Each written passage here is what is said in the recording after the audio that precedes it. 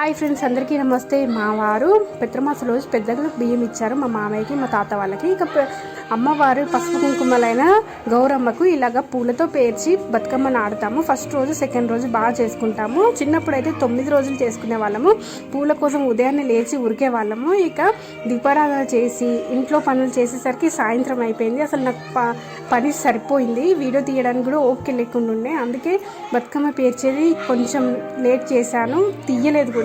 నేను లాస్ట్ రోజు చూపిస్తాను బతుకమ్మ ఎలాగ పేరుస్తానో. మా మమ్మీ పేరుస్తుంటే నేను వీడియో తీసి చూపిస్తాను. కట్టమైసమ్మ గుడి దగ్గర వెనకాల చెరువు ఉంది కదా, అమ్మవారిని నిమజ్జనం చేసి ఇక లైటింగ్ బాగుంది కదా అని చిన్న వీడియో తీశాను. ఇక మా ఏరియాకు కూడా దుర్గమ్మని పెట్టాను, అక్కడ కూడా లైటింగ్ ఎలా ఉందో చూపిస్తాను. ఇదిగోండి ఎంత కళగా అనిపిస్తుందంటే మస్తు అనిపించింది నాకైతే.